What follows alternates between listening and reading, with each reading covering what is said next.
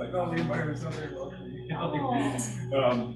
But like, I don't. Of course, like, maybe it's not me feeling that. And I'm not the one saying those things, but yeah.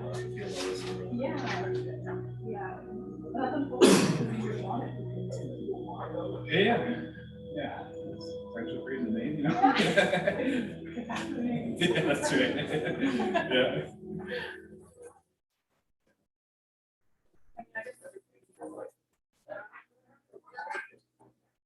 Oh, yeah.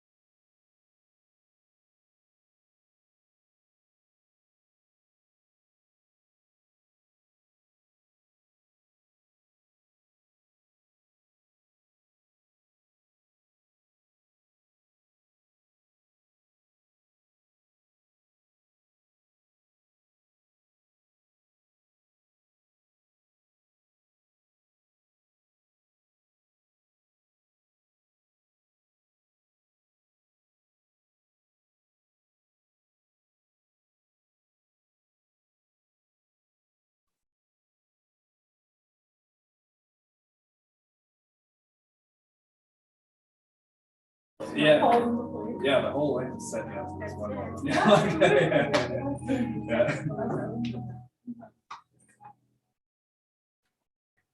What's somebody do? Do you have a degree or anything like that? What school? Oh, okay. Nice. And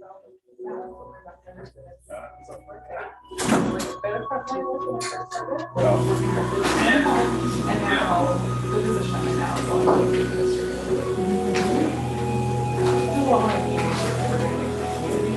Oh, okay. yeah. You heard of? Oh, well, you said you heard.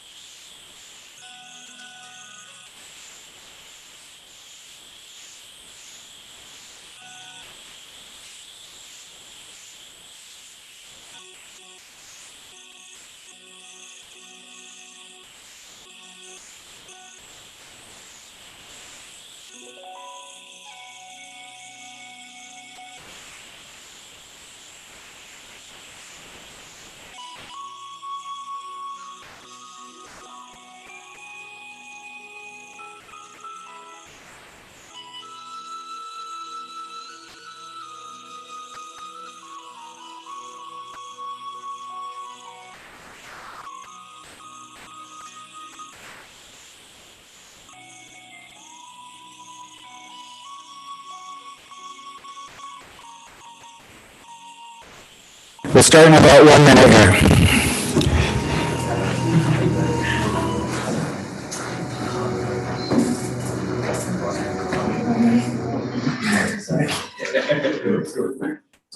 Yeah. And the walk out.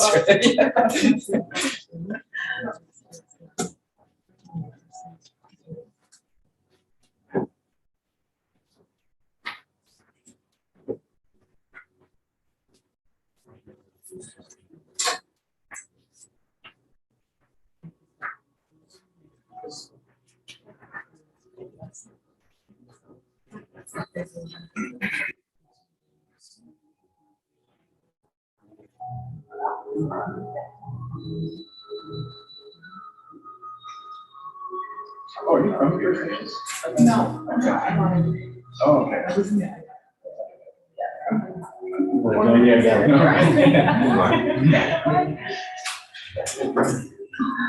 I did bring. All right, I think we'll get started. Welcome everyone to this session. The title is Addressing Urban Indigenous Homelessness. We have Annika Gregg. She is the Indigenous Homelessness Community Administrator at the Thunder Bay Indigenous Friendship Center and has over 5 years of experience working in the homelessness sector. Annika holds an honors Bachelor of Social Work degree from Lakehead University here in Thunder Bay and is a registered social worker with the OCSW SSW. In her role, Annika provides administrative oversight to sub-projects funded through the Indigenous Streams of Reaching Home in Thunder Bay. Consequently, she has the opportunity to work collaboratively with a number of community partners on homelessness initiatives. She firmly believes housing is a human right and advocates for culturally safe and appropriate housing for Indigenous people. Annika resides on the traditional territory of Fort William First Nation in the city of Thunder Bay with her husband Christian and their golden doodle Nala. The experience of Indigenous homelessness is more than a lack of physical structure to live in. Through this workshop, participants will gain a contextual understanding of Indigenous homelessness and review the most current data on urban Indigenous homelessness. Participants will explore initiatives implemented to address urban Indigenous homelessness in Thunder Bay, including the success and challenges related to this work. So let's welcome Annika for this presentation.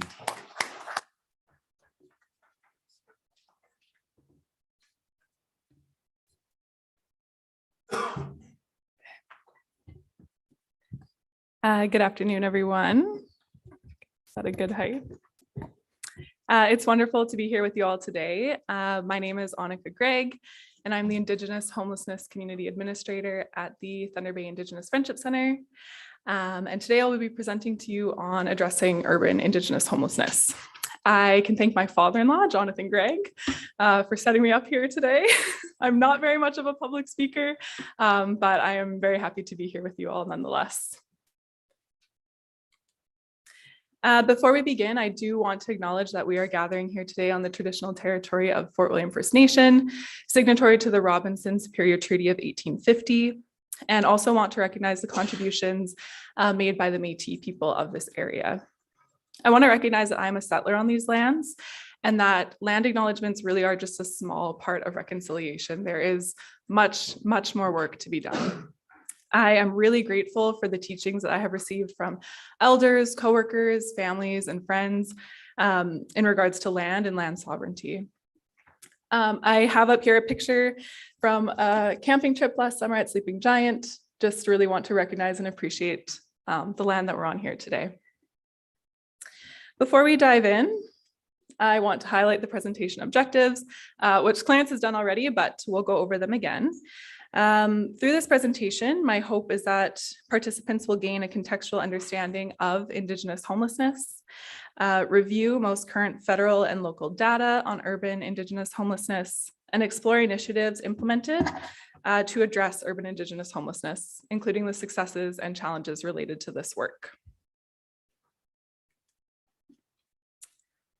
As I mentioned at the beginning of this presentation, I'm the Indigenous Homelessness Community Administrator at the Thunder Bay Indigenous Friendship Center, right here in Thunder Bay, as the name suggests. The Friendship Center is one of the original 6 friendship centers in Ontario, founded in 1964 and incorporated in 1968.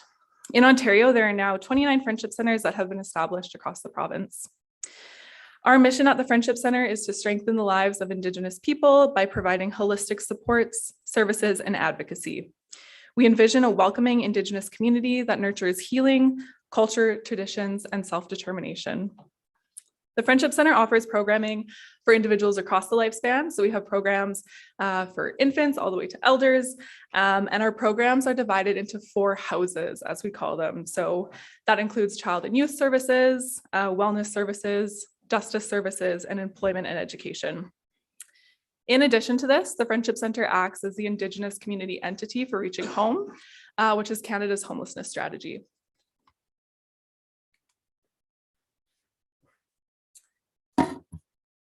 Reaching Home, Canada's homelessness strategy, is the federal government's homelessness strategy that has been implemented to support the goals of the National Housing Strategy.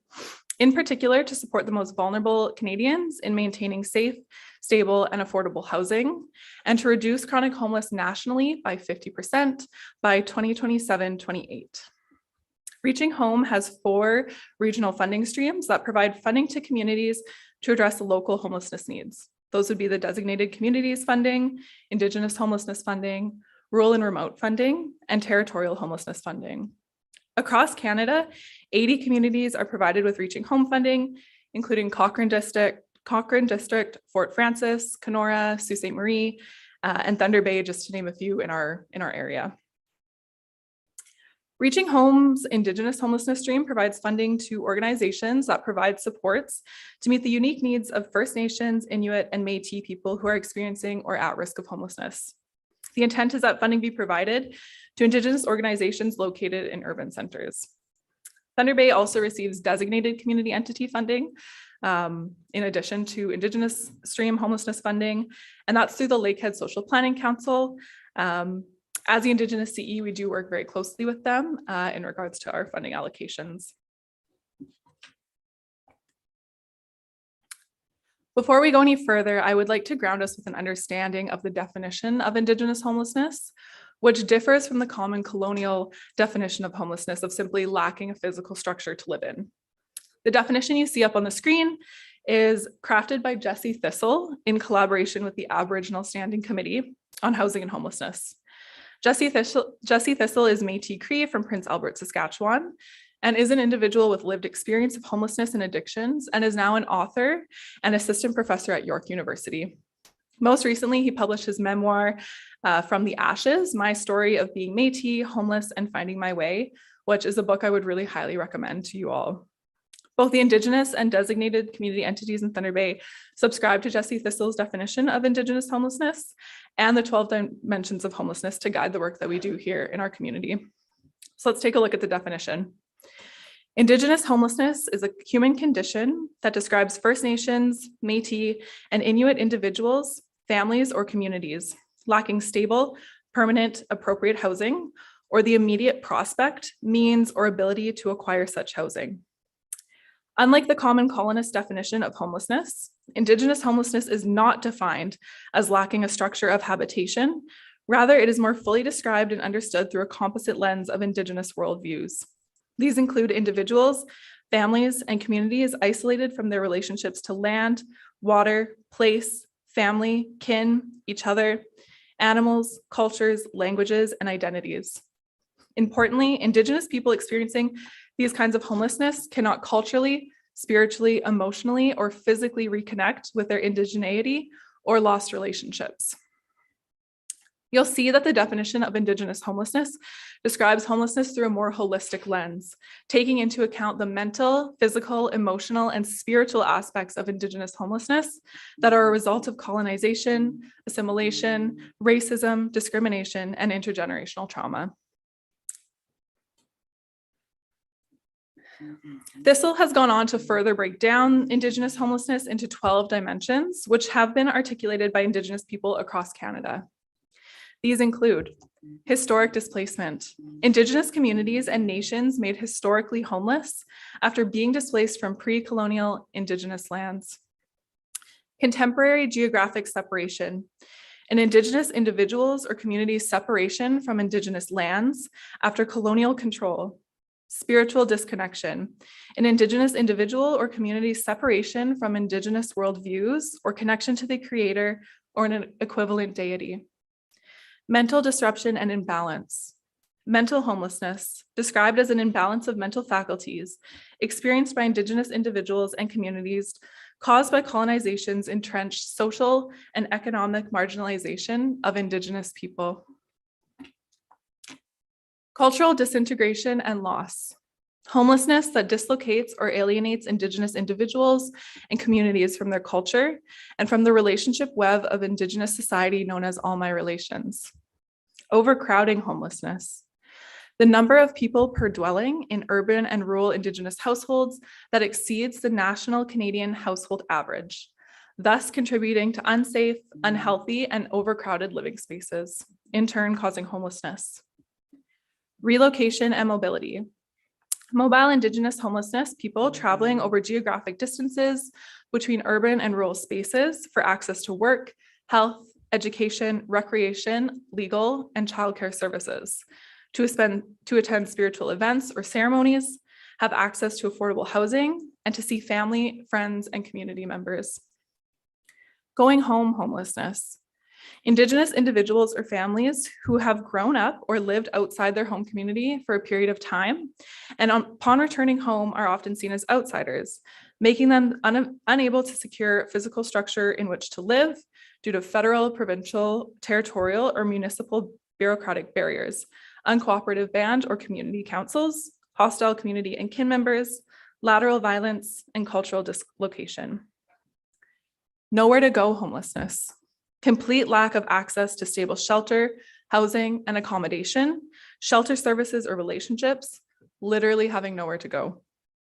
Escaping or evading harm homelessness.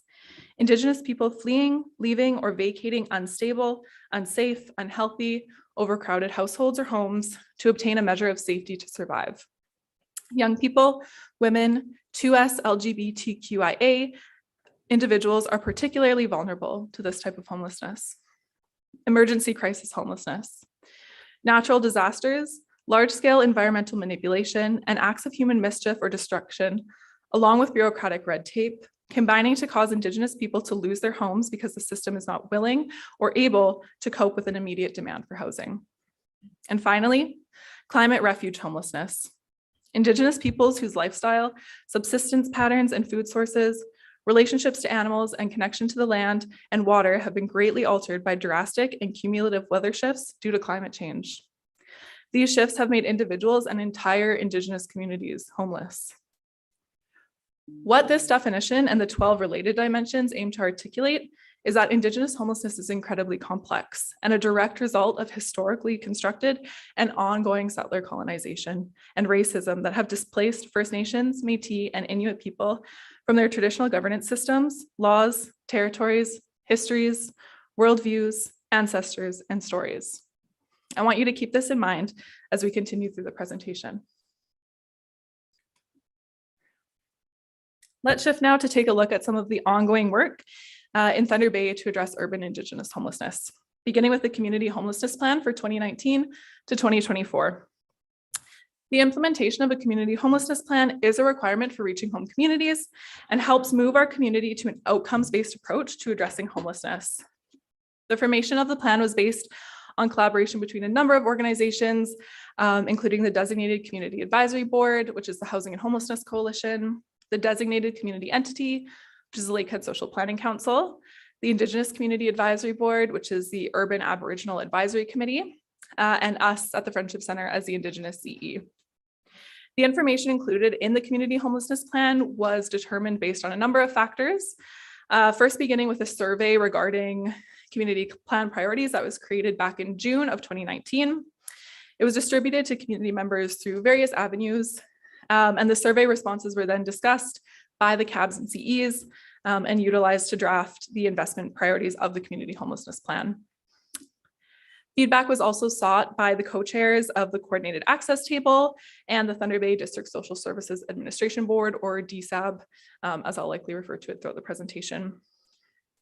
Additionally, the plan was determined based on outcomes from Service Canada's homelessness partnering strategy of 2015 to 2019, which provided information about current community needs from those who are experiencing homelessness, as well as the risks and barriers that they experienced. Finally, the plan was informed based on data from the point in time counts of 2016 and 2018, and all of these combined to help inform the plan for the 2019 to 2024 years. You'll see on the screen the 4 community-wide outcomes that have been highlighted in the community plan. First being chronic homelessness in Thunder Bay is reduced by 50% by 2027-28. Homelessness in Thunder Bay is reduced overall, and especially for people who self-identify as Indigenous. The target in our community is to reduce Indigenous homelessness by 50% by 2027-28. New inflows into homelessness are reduced by 50% by 27-28, and returns to homelessness are reduced by 50% in 27-28. The community homelessness plan helps us to determine where funds should be allocated within the community to meet the outcomes that have been selected in the plan, and used as a benchmark to measure our progress in reducing and ultimately eliminating homelessness here in Thunder Bay.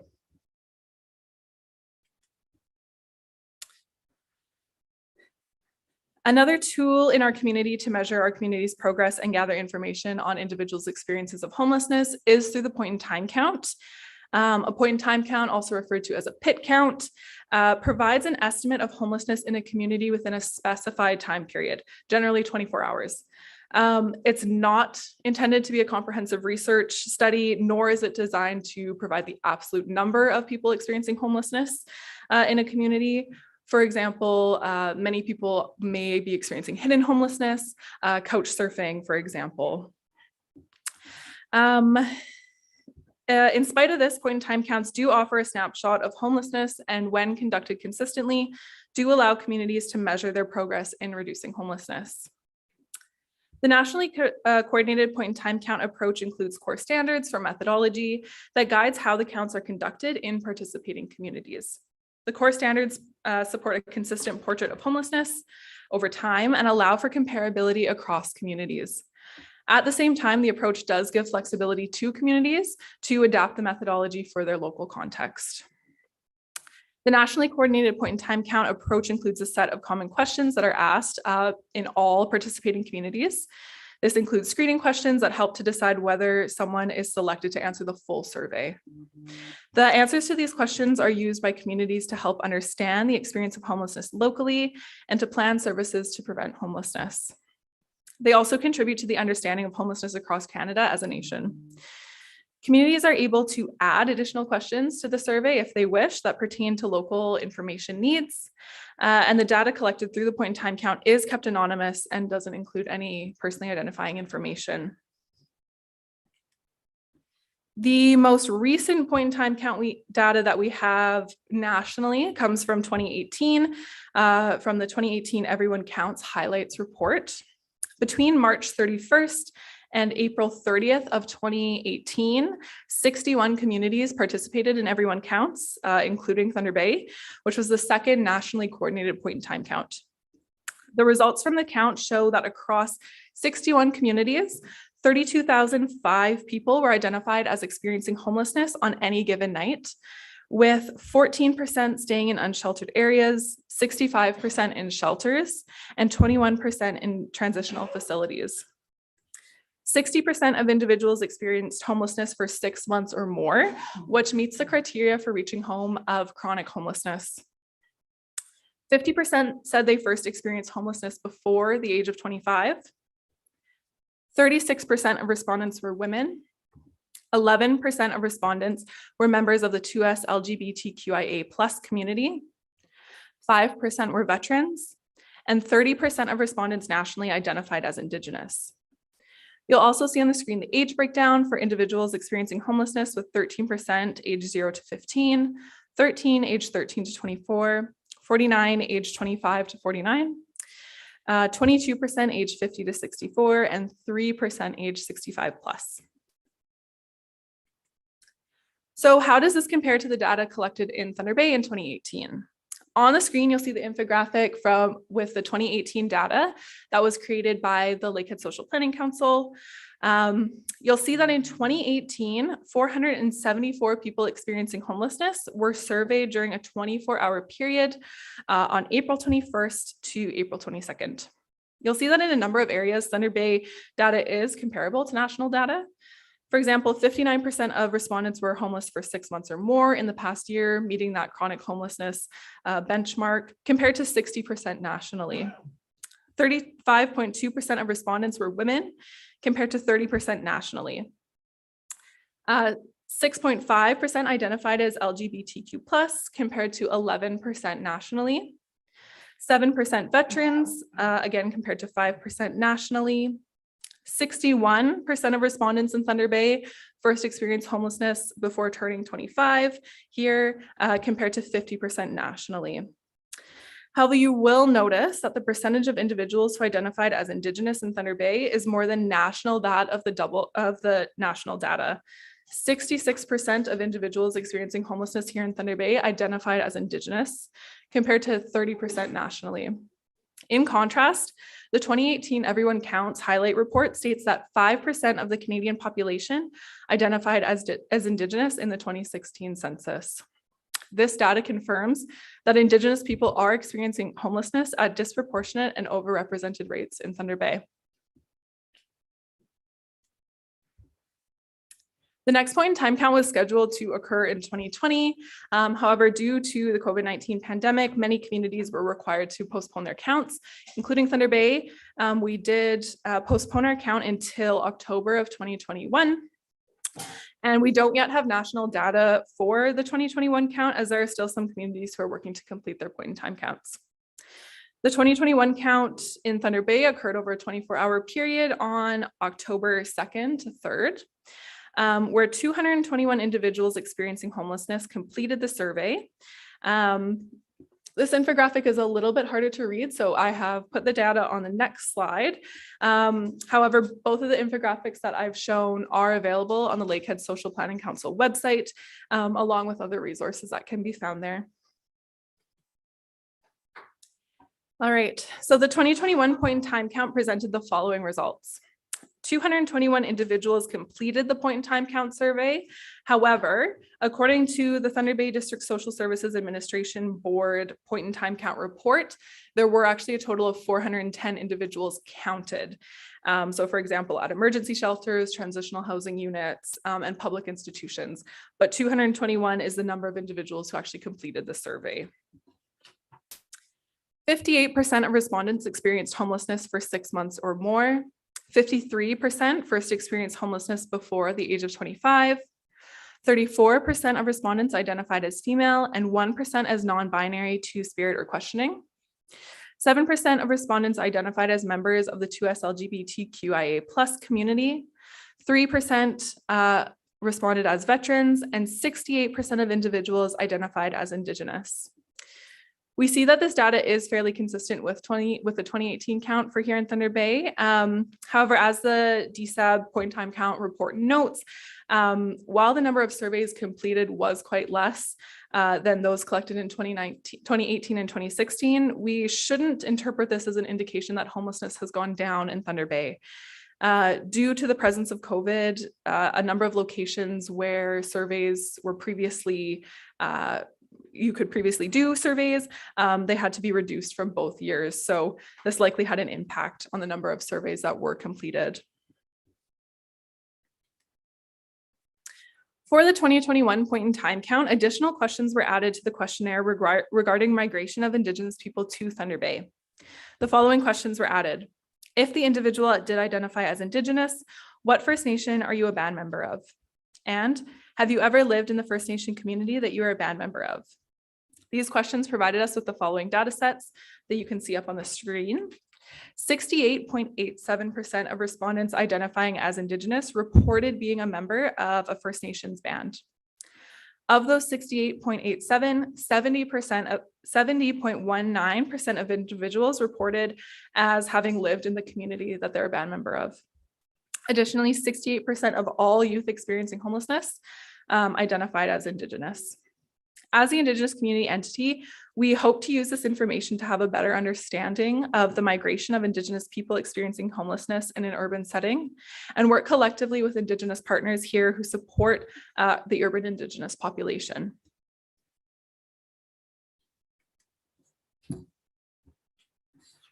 So what do we do with this data and information?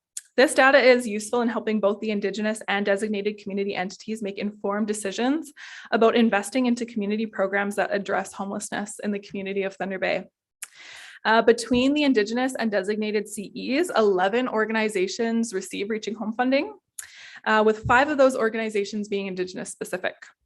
Across these organizations, Reaching Home funds are utilized to support 8 social navigators, staffing for 2 youth transitional homes, 1 being Indigenous specific, staffing for an Indigenous women's transitional home, 3 family support workers for an Indigenous specific housing program, 1 addictions navigator and an addictions aftercare worker to support Indigenous individuals whose biggest barrier to housing is addiction and mental health, staffing for a winter overnight shelter, staff to support Indigenous individuals entering and exiting treatment, and encampment outreach support.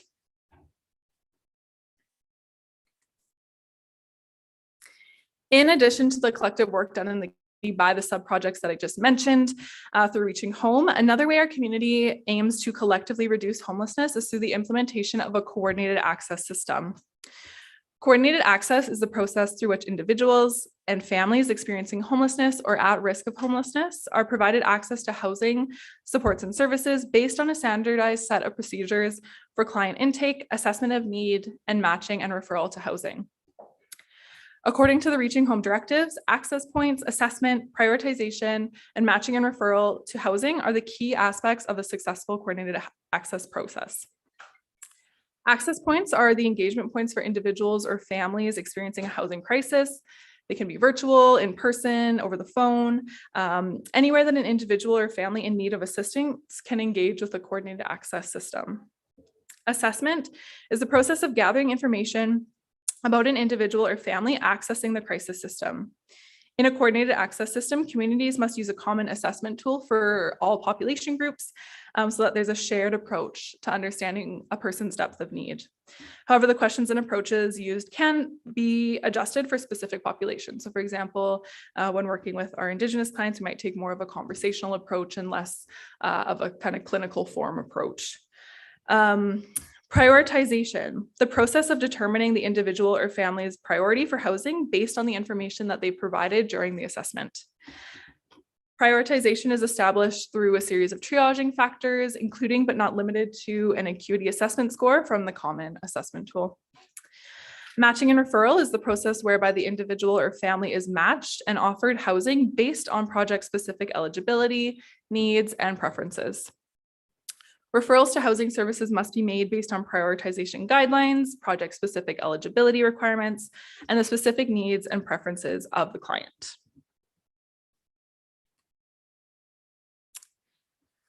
The coordinated access system in Thunder Bay officially launched in September 2020, right in the height of the COVID-19 pandemic, but we're still trucking along. The Coordinated Housing Access Table, or CHAT, as we call it, is what it's commonly referred to as, is a group of housing service providers who offer housing and or housing support services and resources to individuals or families who are experiencing homelessness. Any individual or family who is experiencing homelessness and not actively working with an organization to obtain housing is eligible for CHAT. As the Indigenous CE, we have been involved in the implementation of CHAT right from the beginning, working alongside community partners to ensure that Indigenous voices were included in the design and implementation of CHAT. The Friendship Center was directly involved in the design of the governance model, which you can see up here on the screen, which is guided by the medicine wheel. The governance model highlights that there is not a hierarchical relationship between the partners and that we're all equal in the implementation. The Indigenous CE was also directly involved in drafting chat policies and procedures, which incorporates reconciliation with Indigenous people written into the policies, along with a written commitment to housing Indigenous clients at a 2-to-1 ratio to non-Indigenous clients, which is based on the most recent point in time count data, showing that 68% of the individuals in Thunder Bay experiencing homelessness are Indigenous. Currently, there are 15 organizations who participate in chat, and 5 are Indigenous specific.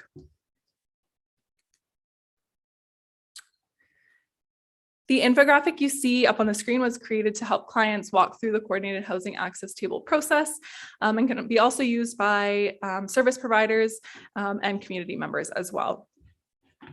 So what does the chat process look like? Well, it starts with an initial discussion at one of our 6 entry points, which are Alpha Court, Beandigin, the Canadian Mental Health Association, Elizabeth Fry Society, John Howard, or the Ontario Native Women's Association. During this initial discussion, an intake worker will discuss the individual client's housing needs. From there, one of 2 options will further be explored. The first is diversion. If a client's needs can be met through other means of services, the service provider will direct them to those services. For example, if an individual is not currently homeless, but is facing eviction, they may assist that client in accessing resources through Kinawea Legal Clinic to maintain their tenancy. If it's determined that an individual's needs cannot be met through other services, the individual is offered to complete a chat intake. The intake worker will provide details on how the individual's information will be used. The next step is to complete the intake and assessment. With the client's informed consent, the intake worker will carry out an assessment that will provide helpful details on the individual's housing needs and their situation. Once the intake and assessment have been completed, the individual will be brought forward at the next chat meeting, which occurs on a bi-weekly basis. Members of the chat table work together to match the individual to the services most suited to the client's identified needs. A worker from the most suitable organization will then contact the individual and connect them to the housing resources and community services that they're eligible for. During the 2021-2022 fiscal year, 30 people were housed through the collective efforts of the Coordinated Housing Access Table. And as of Q2 of this current fiscal year, a total of 27 people have already been housed. Based on these stats, we are definitely well on our way to exceeding the number of people that were housed last fiscal year. We are going to wrap up today's presentation just looking at some of the challenges and successes of this work. I'll start with the challenges so that we can end on a more positive note for today. Lack of sustained funding is a challenge that we face quite often. Organizations struggle with securing long-term sustained funding to offer programs that provide support for individuals experiencing homelessness. Many projects are funded by piecemeal funding that is not guaranteed year after year, which puts programs in a pretty precarious situation and can really disrupt the continuity of service. Limited organizational capacity.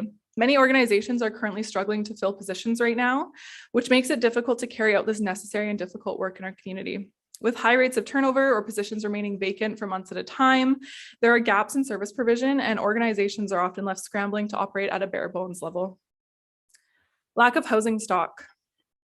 In a recent report published by the Northern Policy Institute titled More Than Just a Number, Addressing the Homelessness, Addiction, and Mental Health Crisis in the North, which focuses on Northern Ontario communities such as Thunder Bay, Sault Ste. Marie, Rainy River, Cochrane, and Kenora, a main service gap identified across the North is community housing waitlists. According to the report, much of the community housing shortage can be attributed to the depletion of existing stock that is anywhere between 40 to 60 years old, and to stock that is well overdue for routine maintenance and repairs.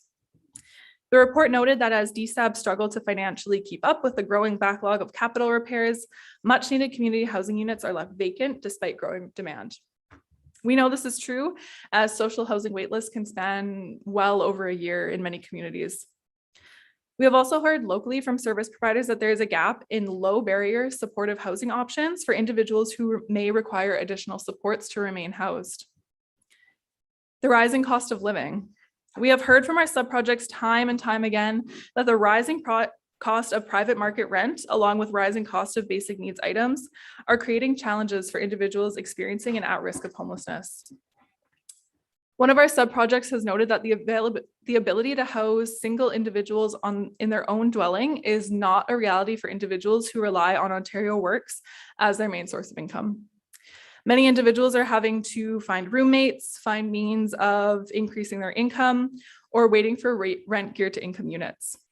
Families are often required to use other sources of income, such as child tax, to cover the cost of their rent.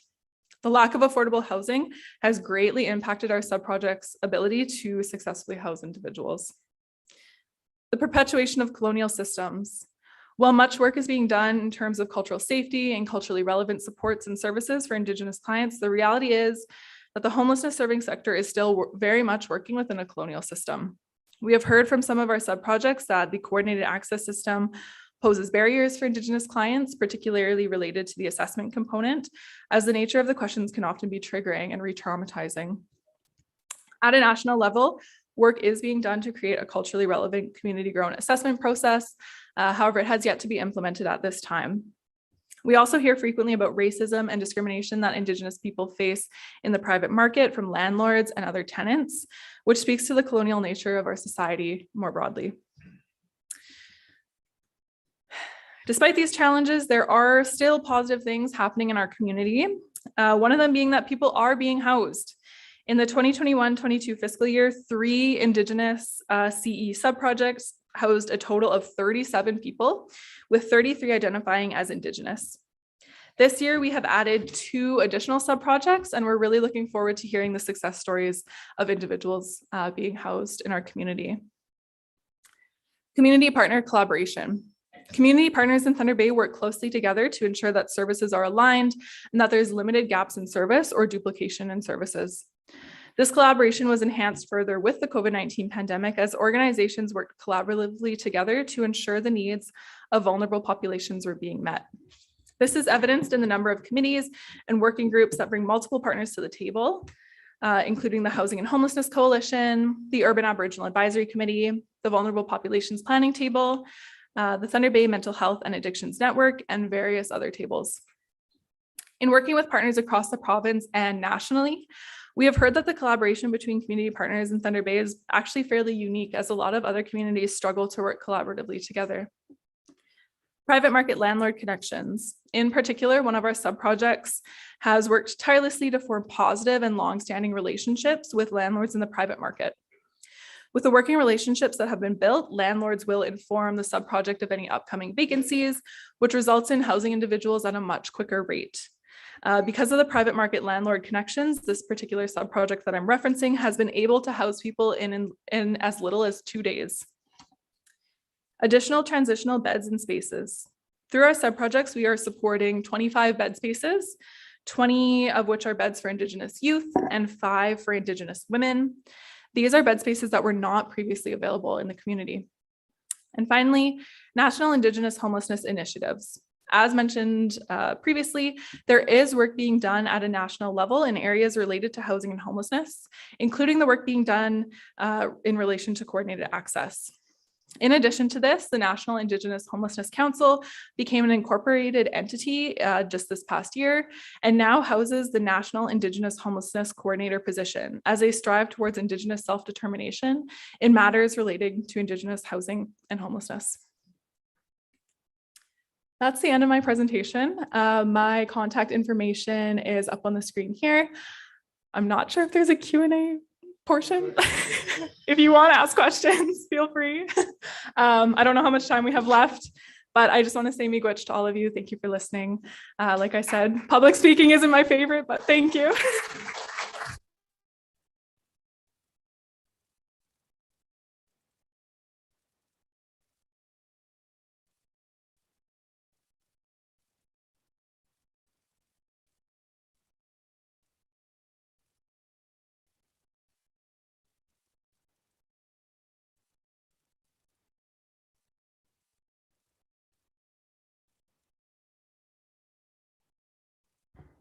I think I turned it off. So our sub-projects, us at the Friendship Center as the Indigenous CE, we don't currently have any projects that are doing new builds. So we aren't doing that work right now. But we have worked with this city in other areas, particularly with the Friendship Center with the youth transitional housing. We did receive some pushback in that area, but it is going forward. But yeah, in terms of reaching home, there are no sub-projects that we have right now that are doing any sort of new build or anything of that sort. Yes. The city of Thunder Bay is getting rapid housing initiatives or anything like that? Is it getting set aside from that? Nothing through the city of Thunder Bay for us at the Friendship Center. Yeah. Yeah. Thank you. Yeah. My name is Ron Hill. I'm the Director of Indigenous Relations at Peace and Housing. Hi. I've got 2 comments and 1 question. Sure. Comment number 1 is that we just completed a study in British Columbia to look at what the housing shortfall is on reserve in British Columbia, thinking that there is a trickle-on effect that the loss of housing or the lack of housing on reserve then contributes to some of the more urban issues that we're facing. And what that study concluded was that there's an 11,500 to 16,500 unit shortfall on reserve in British Columbia.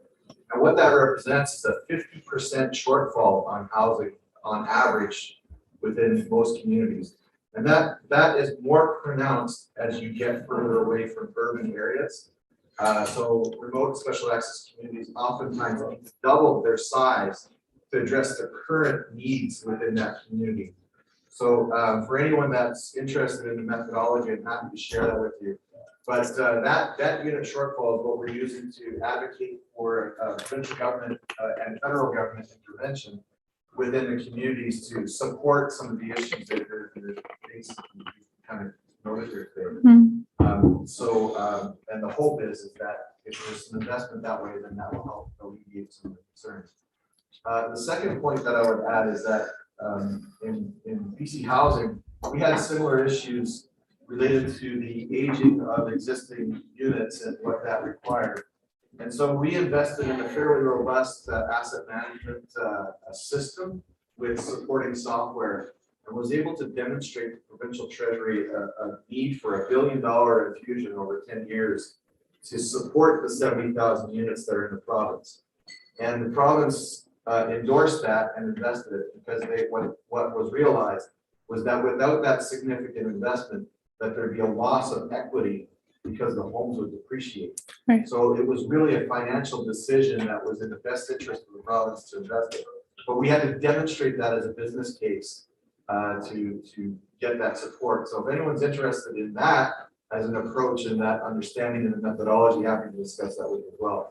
Thank you. Then finally, with my question, something that we're facing with our encampments and homeless populations in some of our urban areas. I was just in a small town of Smithers, which I think is like 10,000 people, and there was several dozen homeless encampments.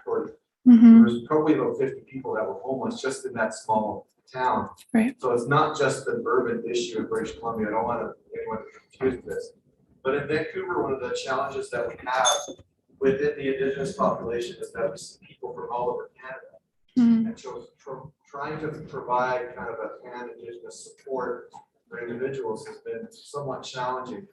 And we have a thesis, and maybe if I could just test the question with you, is that the further you get away from some of the larger metropolitan areas, the homeless population represents the local indigenous population and not from much further afield. So my question is this: within that 68% that are identified as First Nations Thunder Bay, and you did an assessment to see if they were from First Nations, do you know what percent was from like the local area, or maybe, you know, if you have something that would say the people would be from further east or west that just ended up migrating there? Right. Well, thank you, first of all, for those resources. I think that's very helpful. In terms of that, with the point in time count, we actually did, if an individual identified that they were a member of a First Nations community or a band member, We actually did ask them to identify what community that was. So I don't have all the percentages or data off the top of my head right now, but I do have it available to myself in a spreadsheet. So for those who indicated that they were from a First Nations community, many of them did indicate what that community was. I believe 41% left it blank, I believe. So we are missing some of that data, but if you are interested in that information, I don't see there being an issue with me sharing it. I just don't have the numbers off the top of my head, but we did collect information on where individuals are coming from, what community they're a part of. And yeah, you definitely do see trends as to, individuals coming like from a certain community or that sort of thing. So yeah, thank you for that question. Okay, so you were talking about working with other organizations and sharing information. Yeah. When you survey or talk to these homeless people or without dwellings and where to go. Yeah. For their information to get cross-shared across the board, you just get them to sign a waiver stating that they're free to share information in full transparency, or do they have to go to each individual place to say, hey, you can share my stuff, Right. Or is it just one string right across the board? Yeah, thank you for that question. If anyone couldn't hear, it was just around information sharing and how individuals consent to that. In regards to coordinated housing access table, which is where information is shared usually with about clients or just to coordinate services, there is one consent form that clients sign that they understand where their information is going, who would have access to it, where it's stored, in what database, and that sort of thing. With coordinated housing access table, only those who are working directly with that client have access to that information. Any like identifying information like name, that sort of thing. So yeah, there is a one main consent form. It lists who is involved and that sort of thing. In terms of other data collected, like the point in time count, for example, there is no personally identifying information collected or shared. Does that answer the question? Yeah, I'm talking about like, okay, so you work for the Friendship Center and say, I know what the organization, Right. Somebody, like back home, we have allegations where they want information from us, Right. the housing stuff, but they're not willing to share any of their information about who is in our houses. Right. So that there's that gray little area that they want transparency, but they don't want to share theirs. Yeah. So yeah, that's definitely an issue for sure. Clients do, there are people who are hesitant to share their information, right, or have it shared with individuals. Outside of the coordinated housing access table, of course, we do run into that where, certain people might not want their information shared with certain organizations. And that is something we come across. In terms of coordinated access, yeah, like I said, there is that common consent form. There's a knowledge of who might have the information and who it might be shared with. So thank you. Yeah. My name is Mr. Christian. I'm from the West End First Nation. Hi. I'm the First Nation housing manager. Okay. And, I just wanted to talk about the comments that this gentleman made regarding some of the issues that they were dealing with in Vancouver. That's very much in the same reality that White Sand did. Mm-hmm. Currently, we lack about 50% of the housing that we would need to fulfill the housing needs in our community. So my question is in relation to the 68% that were identified that your business in your assessment or study. Mm-hmm. Of the 68%, how many would you consider displaced and actually homeless? I want to talk about the displacement. Right. Just for a bit, because I think it plays a bigger part than what you could imagine. Yeah. What's happened here in the city of Thunder Bay. The displacement factor, I think, is somewhere we should be concentrating on. One, if we don't have the housing in our respective communities, they're displaced. Mm-hmm. And they're going to go to large urban centers. Yeah. The other big issue that nobody seems to be talking about, and I just heard it just recently in the mayor election that was happening in the city of Thunder Bay, talking about some of the crime and the mental addictions that is happening in the city of Thunder Bay. It is very visible. Yeah.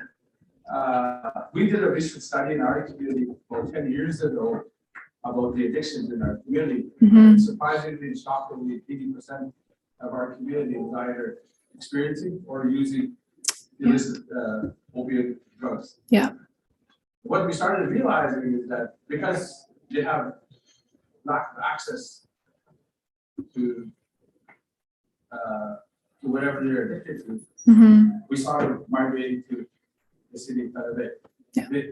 They became displaced because we didn't have in our community. But now it's starting to spread all over to our communities, right? They're in Northern Ontario. Yeah. So I think and as a parent, I experienced that firsthand. My daughter had a brush in with illicit opioids. The difficulty that I found as a parent was the lack of transitional homes. Yes. Yeah. If you're dealing with 80% of the community having addiction issues, that is the starting number of people who are displaced in this community Mhm. in the city of Thunder Bay. So the lack of transitional homes is going to be a huge factor because that's one thing I personally experienced with my daughter. Yeah. And surprisingly, she's sober today. And she's That's in awesome. college. Congratulations.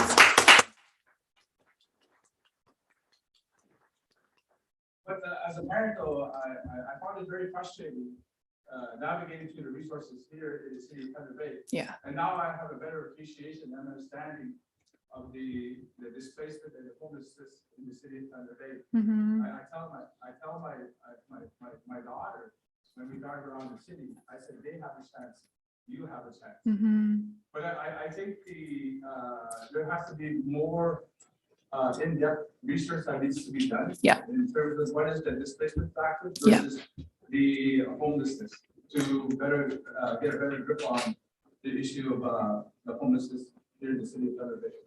Thank you so much. Yeah, I really appreciate those comments. Yeah, with the point in time count, it didn't go into depth in regards to, reason for experiencing homelessness, for example, displacement, that sort of thing. But you're right. I think that is an area that is lacking and needed further research on. And to your point around transitional housing, I completely agree. We do have a new project starting up with an organization that's youth transitional housing for individuals 18 to 30. And outside of Reaching Home, the Friendship Center itself is working on a 58-bed youth transitional housing unit for youth ages 18 to 29. So I think the community is starting to see that need for transitional housing, noticing that it's a gap and really trying to work on implementing that in the community. But even still, it's not enough right now. There's so much more that's needed. So I really appreciate your comments. Thank you.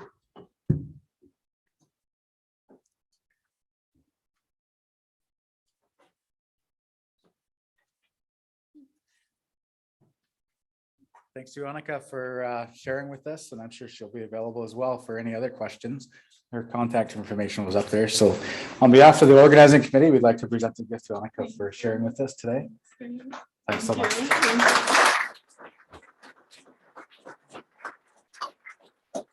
The next session starts in a few minutes here, or there's 2 other locations. So look at your agenda or the online one. Also, remember your passport to prizes. I'll come over here to the door and punch your passports. Yes, I will punch you. So also, we're on a short break now, so please enjoy that time as well.